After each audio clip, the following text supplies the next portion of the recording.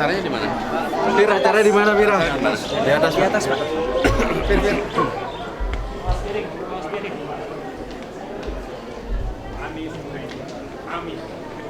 Pas banget.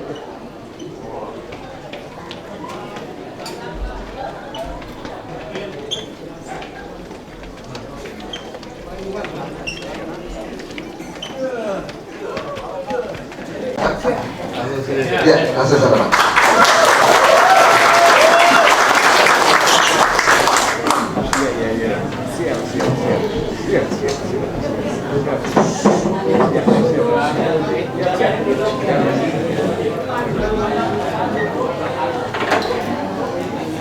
Bismillahirrahmanirrahim. Assalamualaikum warahmatullahi wabarakatuh. Alhamdulillah. Alhamdulillahilladzi arsala rasulahu bil huda wa dinil haq liyudhhirahu 'ala dini kullihi wa kafa billahi shahida. Asyhadu an la ilaha illallah wa asyhadu anna Muhammadan 'abduhu wa rasuluh. Allahumma shalli wa sallim wa barik ala sayyidina Muhammad wa ala alihi wa sahbihi ajma'in. Raditu billahi rabba wa bil islami dina wa bil muhammadin nabiyyan wa rasula. Rabbi zidni ilma warzuqni fahma. Amin. Yang saya hormati sahabat, teman lama, sekarang memimpin di Institut Madani Nusantara, Prof. Andin Nasruddin. Boleh beri tepuk tangan. Dan seluruh keluarga besar Institut Madani Nusantara serta para alim ulama yang hadir bersama di sini semuanya. Tadi disebutkan Abah Fatah dan seluruh ulama satu-satu yang mohon izin tidak disebutkan, Pak Udin dan Ibu, kemudian juga seluruh sivitas akademika termasuk para mahasiswa. Mana mahasiswanya? Itu mahasiswa ya. Ini bedanya Pak, kalau kiai disebut nggak ada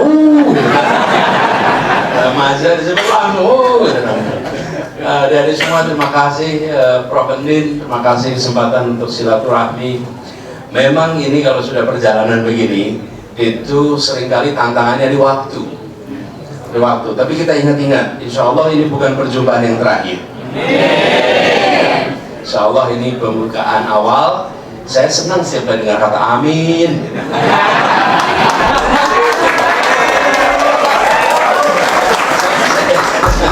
Saya cuma bilang insya Allah bukan perjumpaan yang terakhir kan? Amin. Memang Pak Yai baru kali ini Pak Yai ada amin diaminkan. Biasanya amin titik gitu ya. Amin.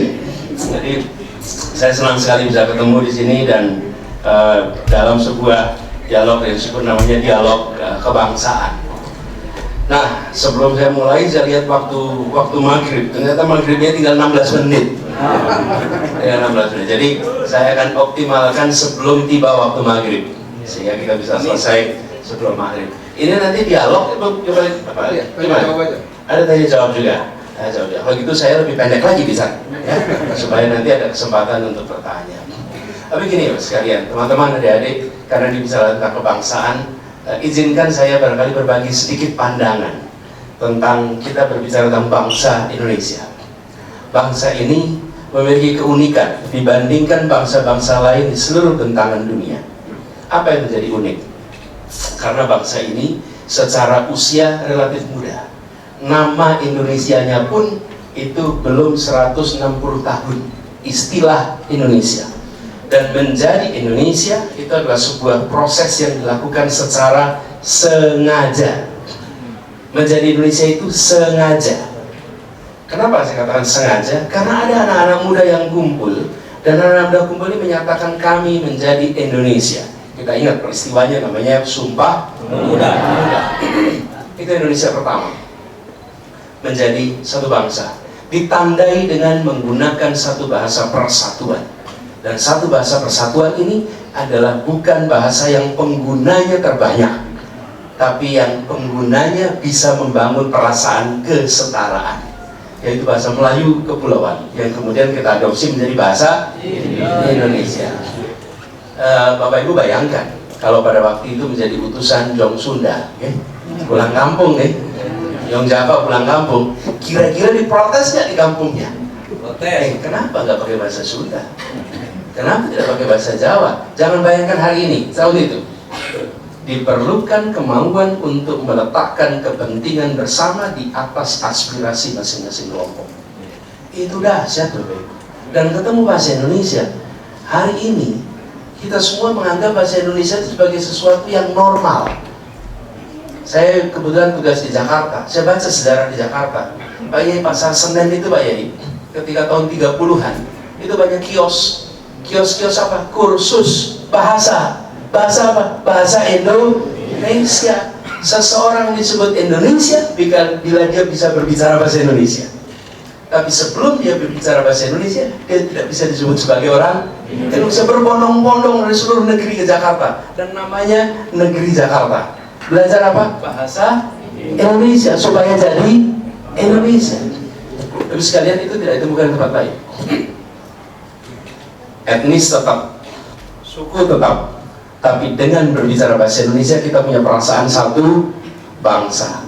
Hari ini parlemen kita, DPR, pemerintahan, kalau ada pertemuan tidak perlu penerjemah Bapak Ibu.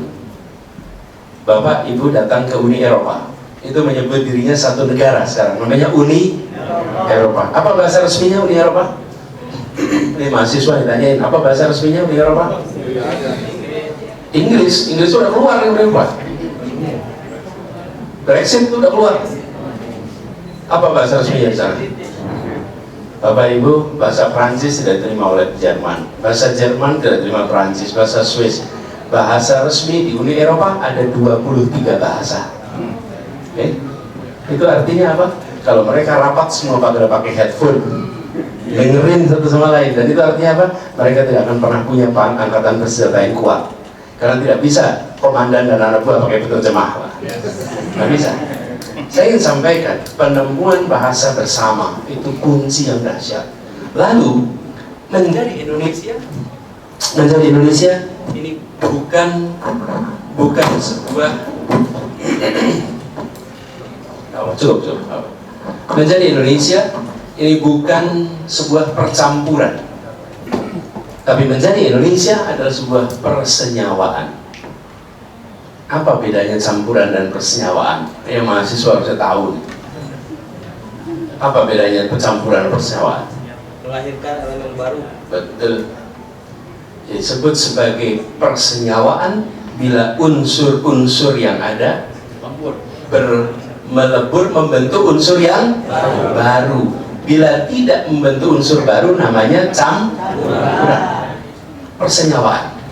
Apa yang terjadi di Indonesia? Indonesia ini suku Sunda, Jawa, Batak, Minang, Manado berinteraksi membentuk entitas baru namanya Indonesia. Apakah Indonesia Sunda? Bukan. Apakah Indonesia Batak? Bukan. Apakah dalam Indonesia ada Sunda? Ada. Apa dalam Indonesia ada Batak? Ada. Seperti air Bapak Ibu. Air itu hasil persenyawaan antara apa? Hidrogen dan oksigen. Rumusnya apa kalau rumus kimianya air? Jangan CO2.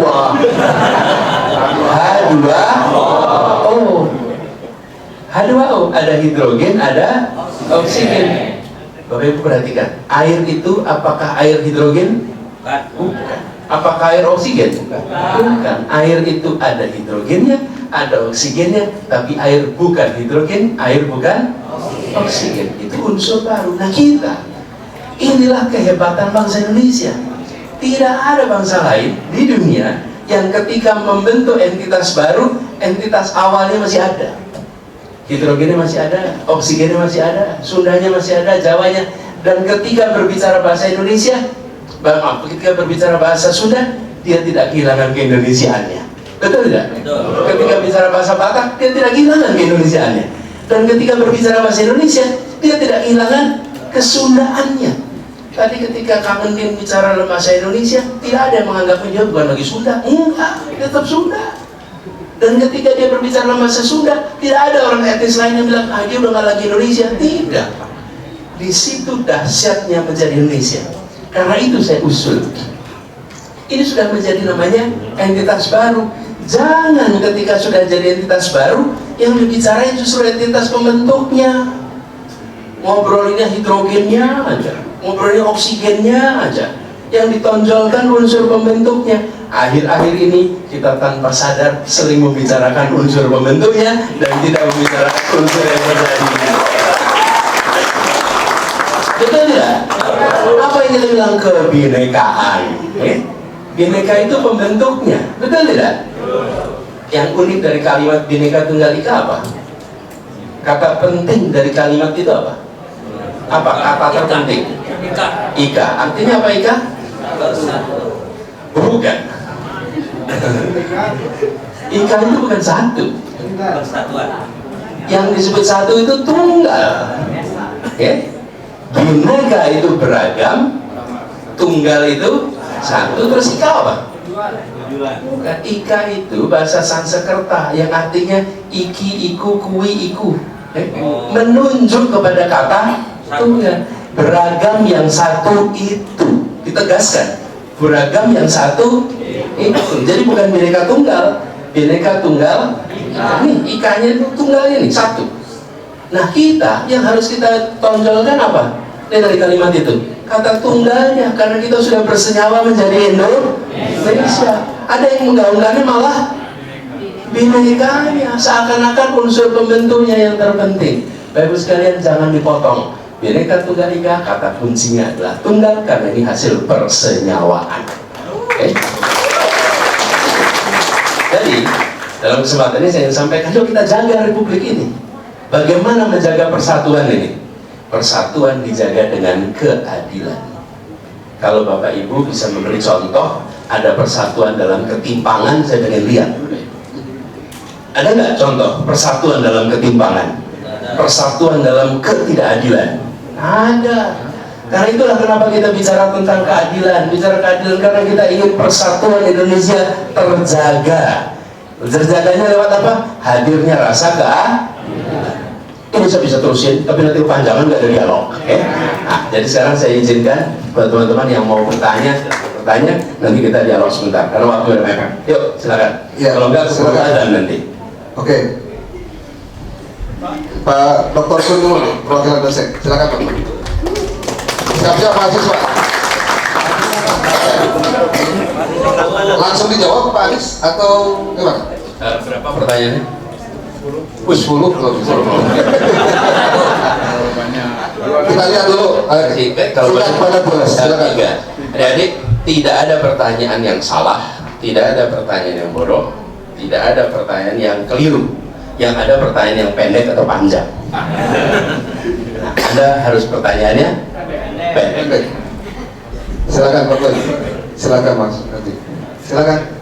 Assalamualaikum warahmatullahi wabarakatuh. Waalaikumsalam warahmatullahi wabarakatuh. Pak Anies, hubungan kita yang sudah 30 tahunan. Ismay dulu. Alhamdulillah. Ya. Pertanyaannya adalah begini.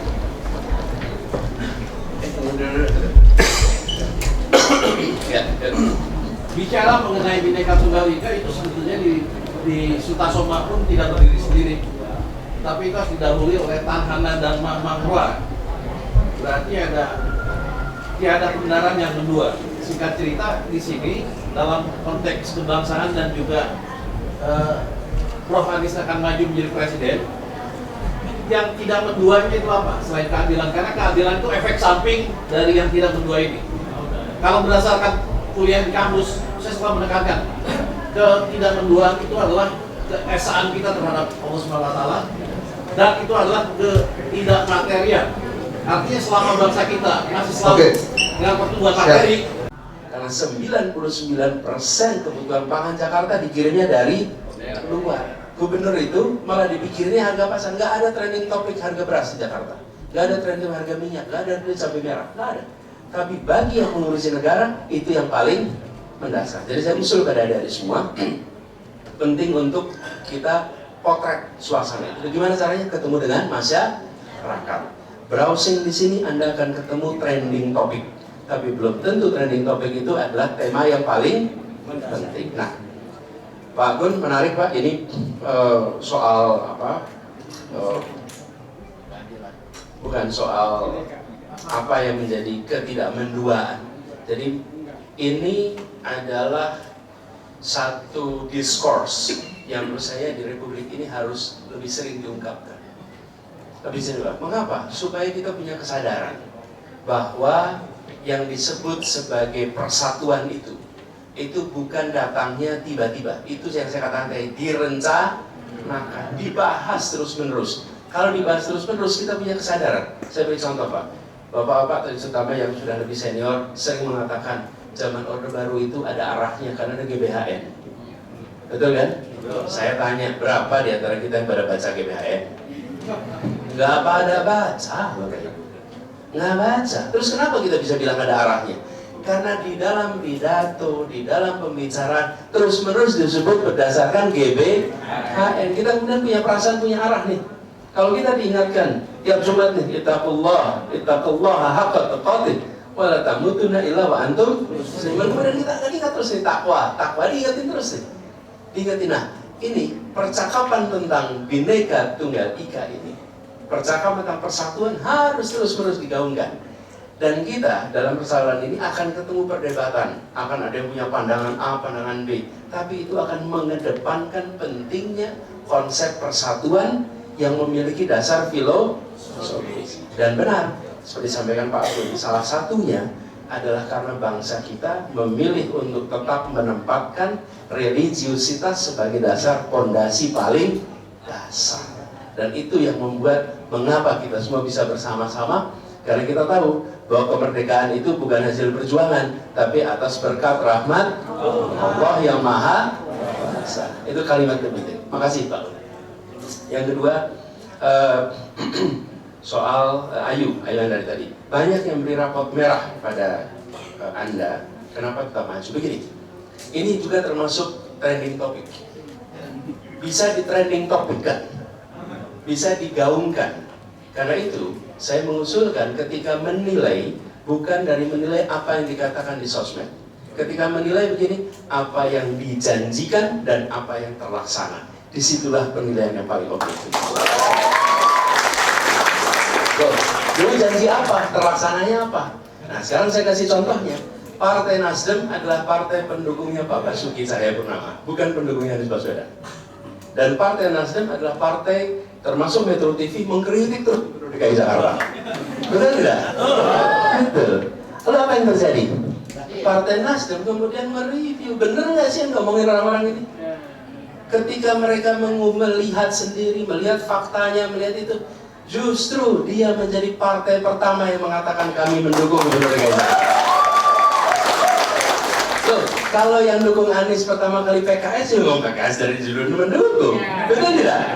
Loh, ini adalah mereka yang terus-menerus mengkritik sampai pada akhirnya, bung, berhentilah ngomong soal fiksi ini. Saya pengen lihat faktanya. Tunjukin faktanya. Lihat apa yang terjadi di Jakarta, apa yang dijanjikan di Jakarta, apa yang muncul di Jakarta. Ternyata banyak yang tidak dijanjikan malah dilaksanakan di Jakarta. Jadi kemudian ketika tadi ditanya kenapa saya tidak pernah mengajukan diri, mana Ayub tadi Ayub? Ayub, saya tidak pernah mengajukan diri Ayub. Saya lagi tengah-tengah bertugas, dipanggil Anies, kami menugaskan Anda menjadi calon presiden. Bukan saya datang ke Nasdem, ke PKS, saya mau jadi calon, bukan. Dan ketika itu dikatakan, saya bilang izinkan saya untuk memikirkan tentang tugas ini. Apa yang saya kerjakan? Tanya sama ibu lah. Kalau ibu saya ridho, saya jalanin. Kalau ibu saya tidak ridho, saya tidak akan jalanin. Setuju. Jadi, saya kemudian bilang, kalau Partai Nasdem yang dulunya tidak mendukung, malah jadi pendukung pertama, dan akibat mendukung Anies, apa yang terjadi pada Nasdem? Harus saya ceritakan di sini. Udah tahu semua. Apa yang terjadi coba? Dia mengalami tekanan A, B, C, D. Benar tidak? Kisi-kisinya aja Pak. Biasa. Udahlah kisi-kisi online harus semua.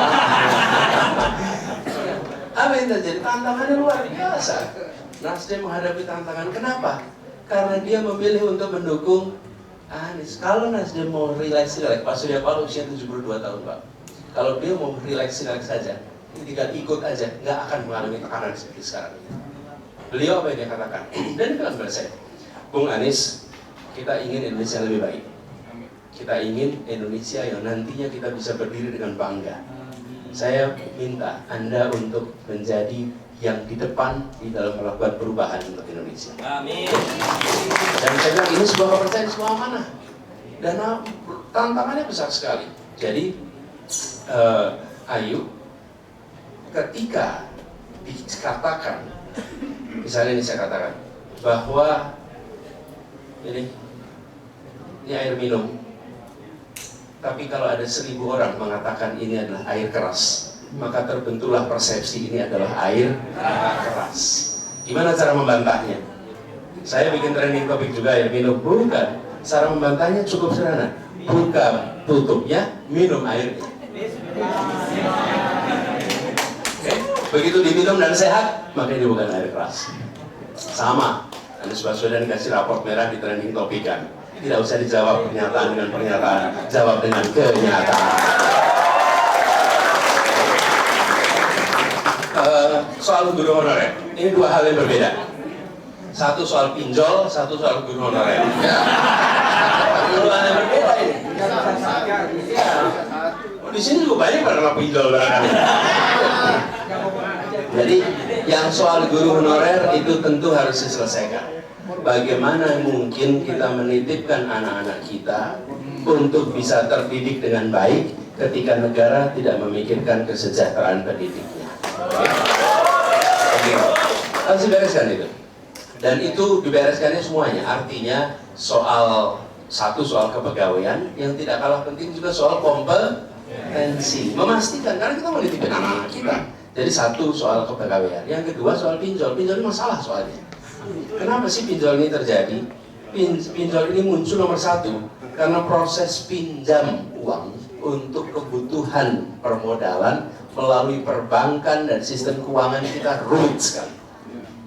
Karena rumit, akhirnya yang kecil kena kepada urusan pinjol. Tapi kalau kita bisa mengubah itu, membuat yang kecil dapat akses pendanaan. Tadi pagi saya ketemu para petani, ditemani Pak Slamet. Tadi sih nggak Pak Slamet ya? Nggak ada. Tadi saya di tempatnya Pak Udin ya, Pak Slamet itu.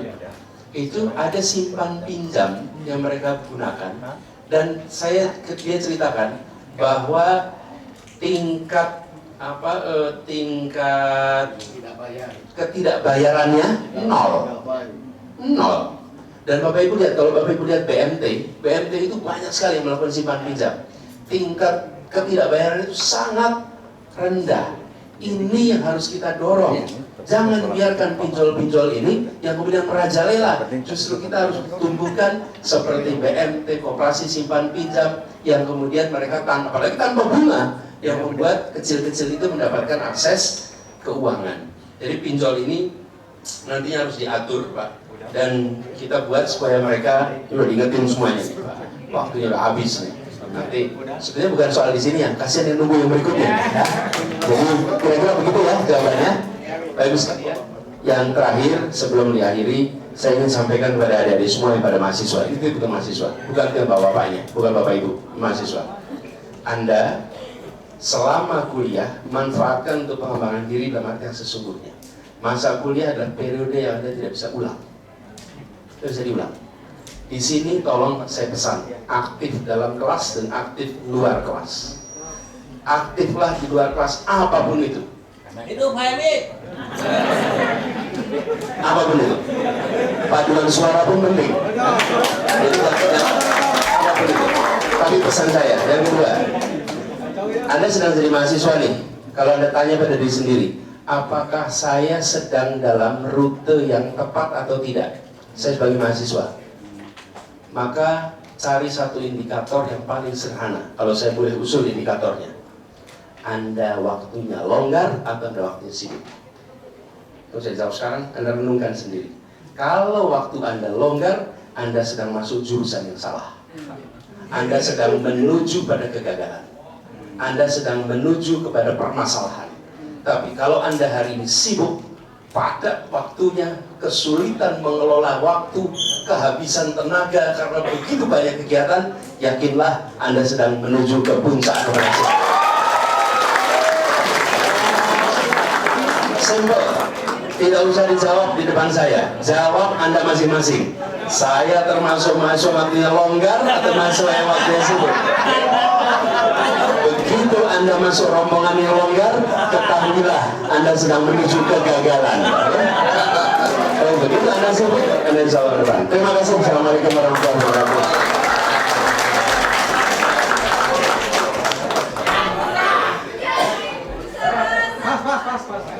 Ya, ya. Silakan Pak Anies.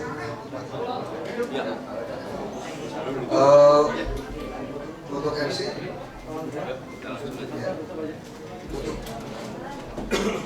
Bapak Ibu, terima kasih atas tanya jawab dan dialognya, dan saat ini akan Kami dari salam ya. Bu ini Mbak.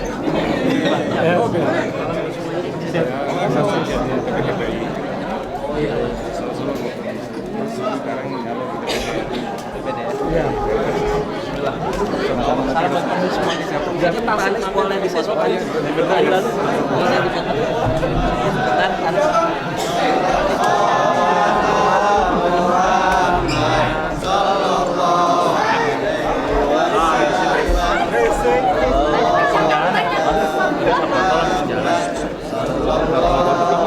Oh, depan ya, di depan.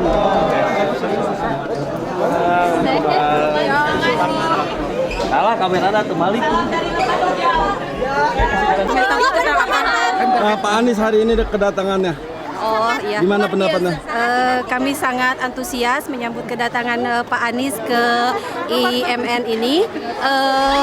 Bahkan kami dari rumah berangkat jam 12 karena kan pada awalnya beliau kalau di agendanya jam berapa, jam 2 ya? Jam 2, sekitar jam 2. Ternyata beliau datangnya jam 5, tapi kami tetap antusias menyambut beliau. Terima kasih. Tadi ada beberapa sambutan dari beliau, terus ada sesi tanya jawab juga ya. Sempat mengikuti? Tidak. Tidak. Ya. Di sini Benar ya, kurang jelas. Padahal kami mau banget Nah, masuk. yang sempat mengikuti apa sih yang pesan-pesan yang didapat tadi? Yang terkait dengan beliau lah ya. Ada mempersiapkan generasi Indonesia itu menjadi generasi yang emas. Jadi supaya lebih baik lagi kepada di negara Indonesia itu generasi mudanya gitu. Lebih berprestasi lagi. Nah, untuk sosok beliau sendiri di mata anak milenial ya, kalian yang mahasiswa, beliau tuh orang ini seperti apa sih? Saya melihatnya beliau sosok yang karismatik. Mungkin kalau menjadi pemimpin sangat cocok. Seperti itu. Aspirasi yang lain, Mbak, mungkin ada yang ingin disampaikan untuk jika Pak Anies presiden? Harapan saya mudah-mudahan ketika beliau menjadi presiden mampu mewakili apa yang masyarakat atau rakyat inginkan. Seperti itu. Terima kasih ya, Mbak ya. Obrolan singkat sama Pak Anies Baswedan. Kita ngikutin tapi dari luar. Soalnya di dalam udah penuh, terus ada miskomunikasi sama panitianya. Oh gitu. Iya. Nah, sempat ngikuti tadi? Iya. Sedikit. Iya, sedikit. Nah, gimana tanggapannya? Apa yang didapat? Ya, semoga apa yang Pak Anies janjiin yang barusan diobrolin, semoga kalau emang beliau terpilih di Baca Pres 2024 nanti, semoga terlaksana. Nah, untuk kalian sendiri, Ya, gimana menurut kalian? Cocok nggak beliau memimpin Indonesia yang begitu luas? cocok. Cocok banget. Apa sih alasan kalian siapa namanya? Karena kan beliau menggait dan meraih anak muda ya di zaman yang emang sekarang generasi muda lebih terdepan gitu. Jadinya emang